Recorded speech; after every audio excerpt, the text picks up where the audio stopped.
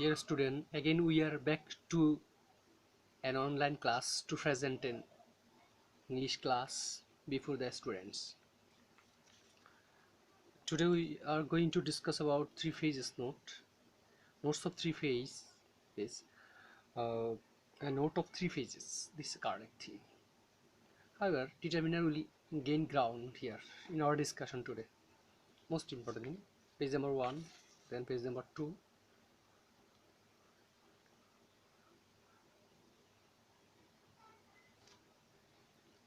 This page number 2. In this page we will have a number of the number of.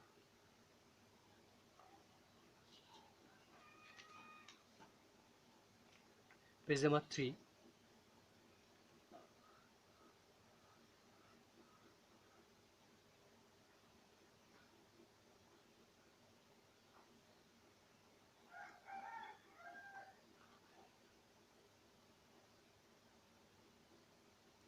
Here we'll have a variety of the variety of. These three phases will be discussed here today.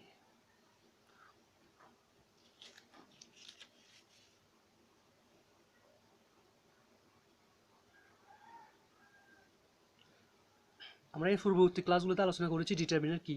Determiner হচ্ছে এমন শব্দ যার পর একটা noun দিতে হয়। So ওই determiner নিয়ে আলোচনা আগে হয়েছে, তবে যাদের ডিটারমিনার নিয়ে আরও ক্লিয়ার কনসেপ্ট দরকার তারা পূর্ববর্তী ক্লাসগুলো দেখে নেবে। তো আজকে যেটা আলোচনা করবো সেটা হচ্ছে simple determiner, complex determiner. Simple হচ্ছে একটা শব্দ দিয়ে যখন একটা ডিটারমিনার হয় সেটাকে আমরা সিম্পল ডিটারমিনার বলবো, আর ডিটারমিনার হওয়ার জন্য যখন একের বেশি ওয়ার্ড লাগবে সেটাকে আমরা বলবো কমপ্লেক্স ডিটারমিনার। প্রথমে আমরা যেটা দেখতে পাচ্ছি হচ্ছে many and many uh.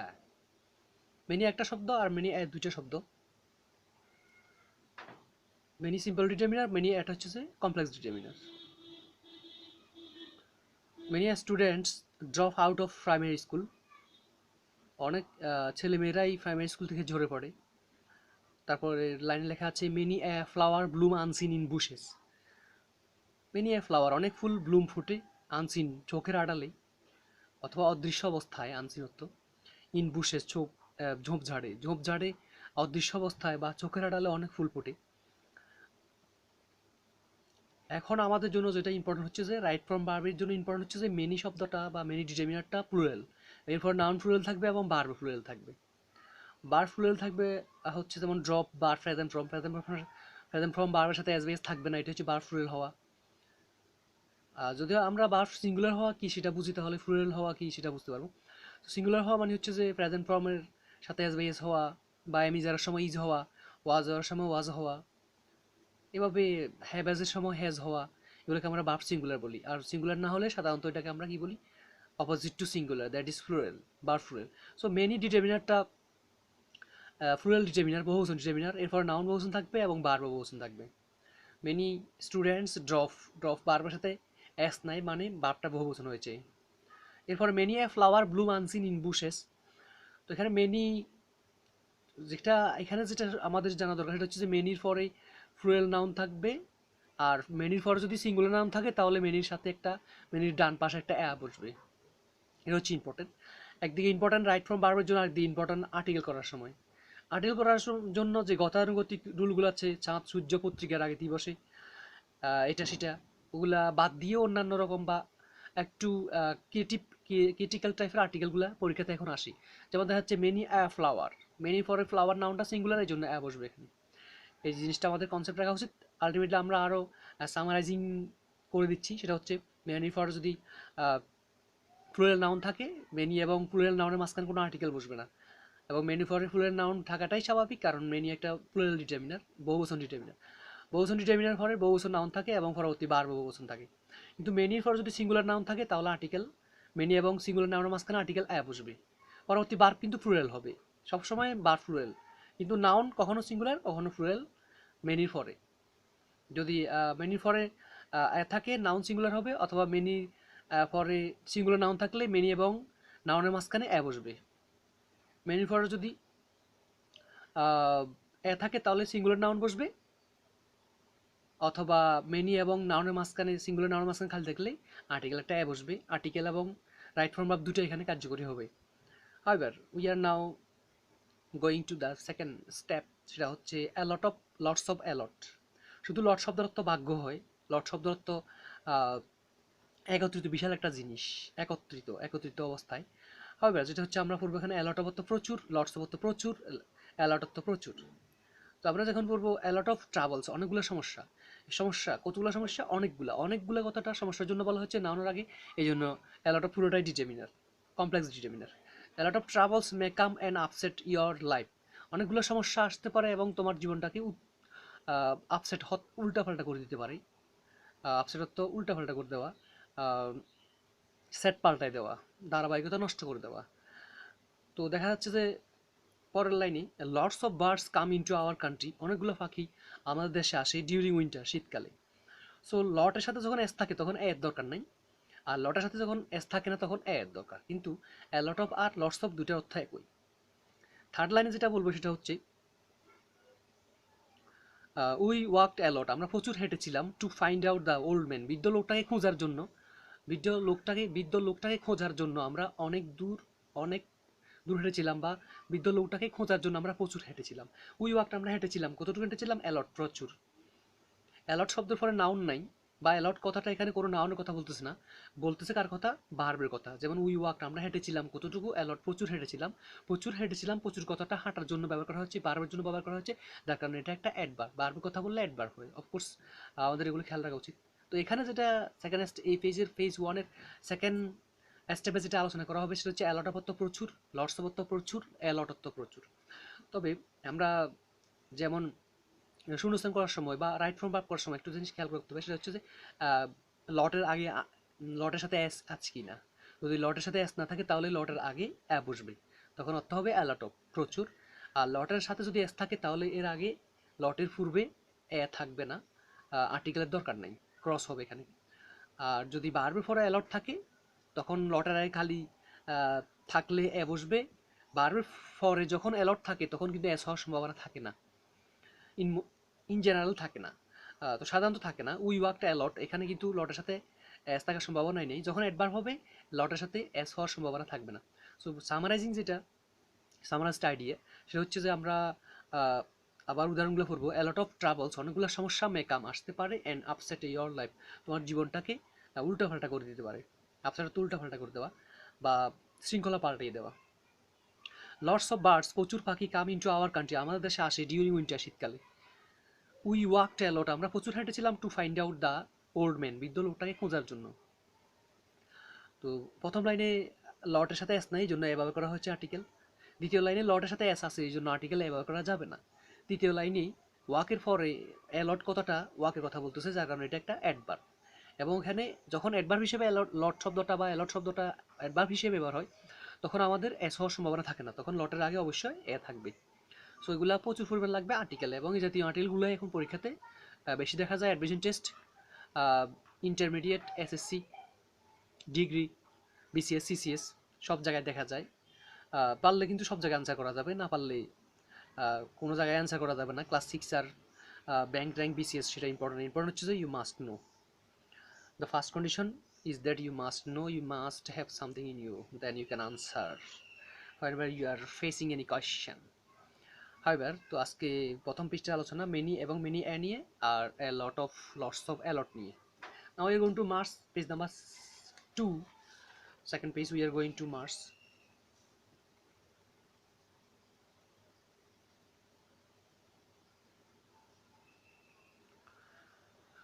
Second পেজে দেখতে পাচ্ছি a number of, the number of.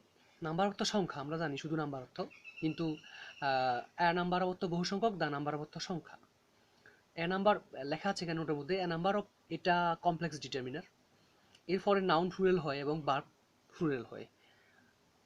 The number of পরে নাউন প্লুরাল হতে পারে, তবে ভার্ব সবসময় সিঙ্গুলার হবে। দা নাম্বার অফ পরে, দা নাম্বার অফ পরে ভার্ব সবসময় সিঙ্গুলার হবে। উদাহরণ দেখলে বোঝা যাচ্ছে, the number of students in the class is 100, the number of students in the class is 100, ক্লাসের ছাত্রছাত্রীদের সংখ্যা হচ্ছে 100।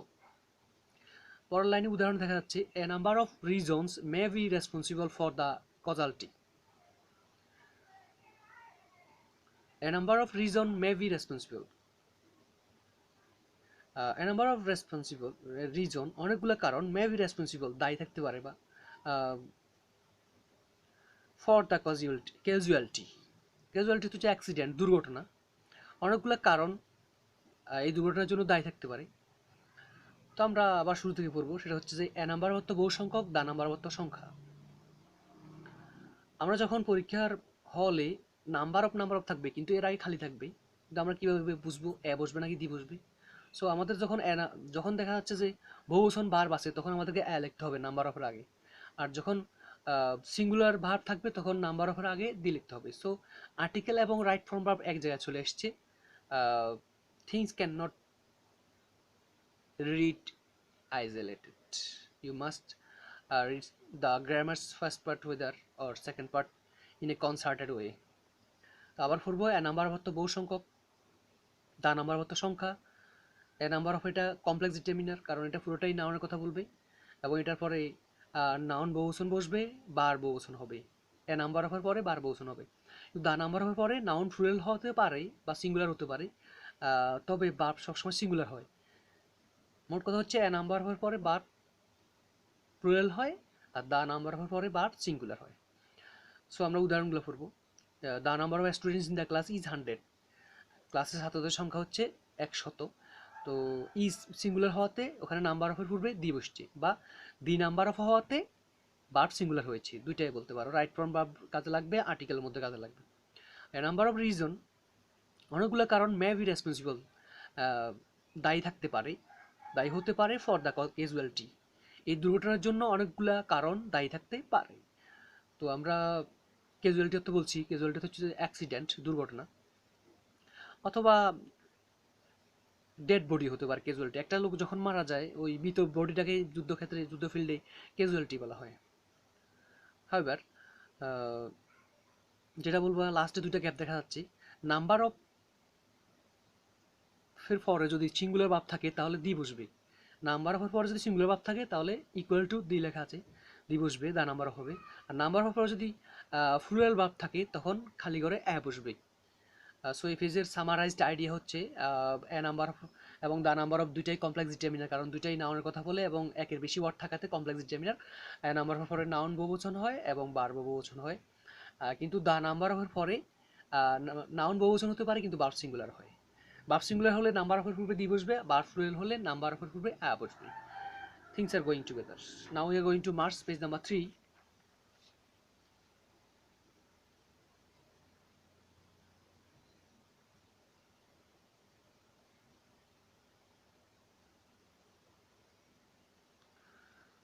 পেজ নাম্বার 3-তে a variety of the variety of, তো এ নাম্বার অফ দা নাম্বারের মতোই অবস্থা।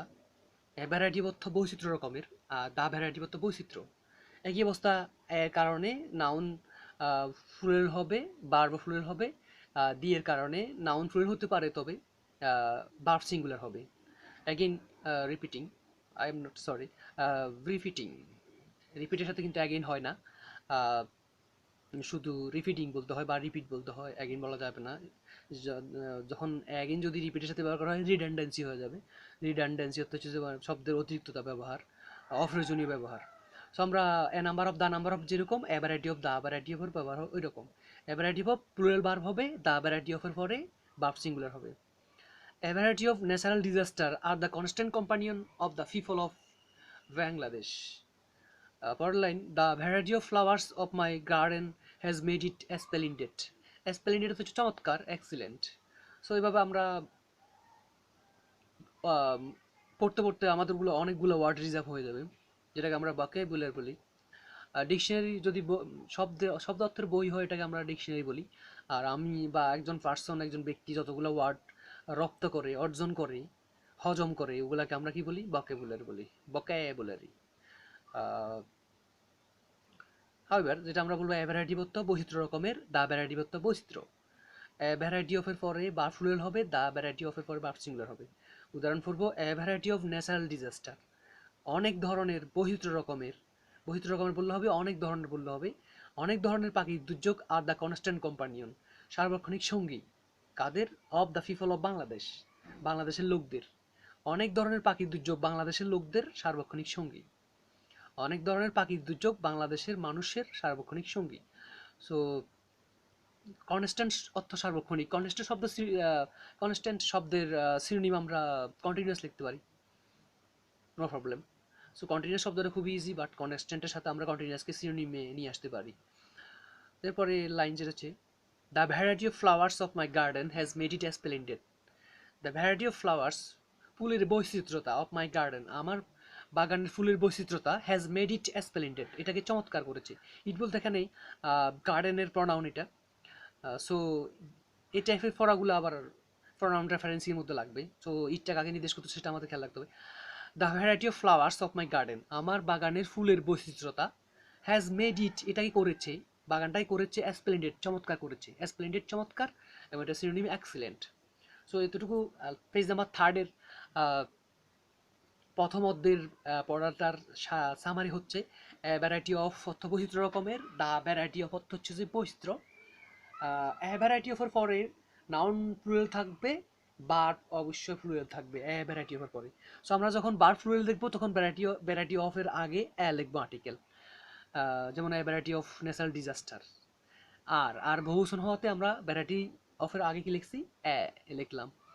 আর যখন the variety of flowers of my garden has made it splendid, হ্যাজটা কিন্তু সিঙ্গুলার, হ্যাভেজের মধ্যে হ্যাজটা কিন্তু সিঙ্গুলার, বার্ব সিঙ্গুলার হওয়াতে কিন্তু আমরা ভ্যারাইটি অফের আগে আর্টিকেল দা লিখলাম।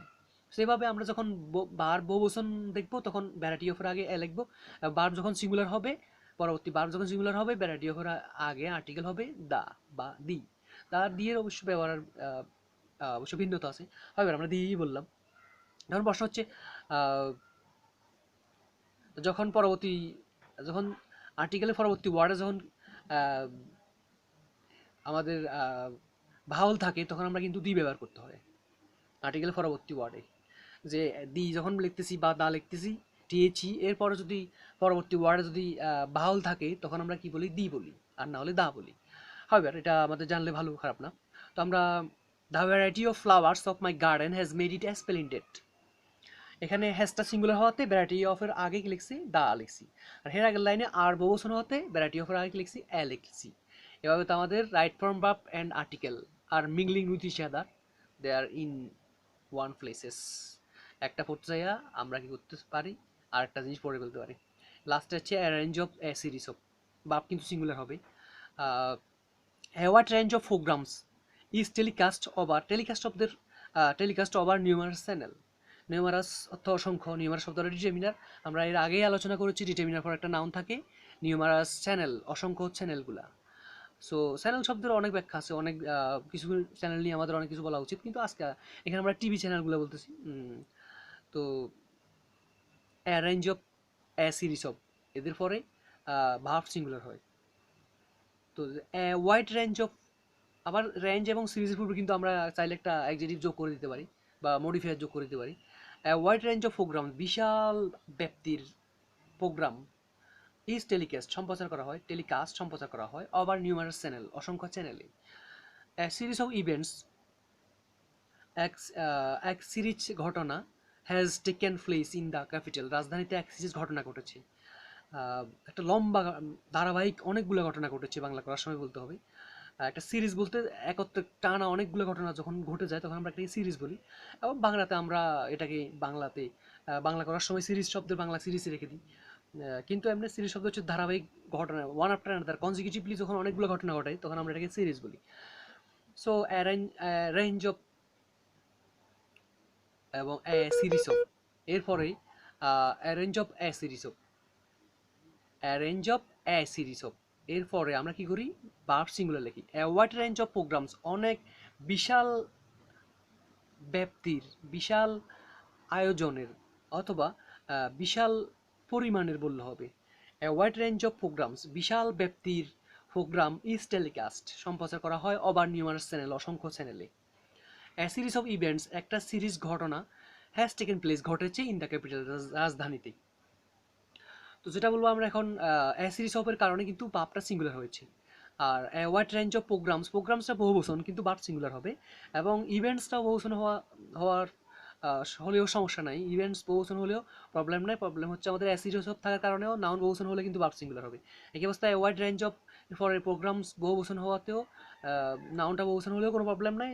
আমাদের কি করতে হবে, সিরিজ অফ রেঞ্জ অফের পরে ভার্বটা সিঙ্গুলার লিখতে হবে। এরপরে আমরা যেটা করতে পারি সেটা হচ্ছে যে আমাদেরকে কিন্তু অনেক সময় খেয়াল করতে হবে, সেটা হচ্ছে লট শব্দটা যদি লট শব্দটা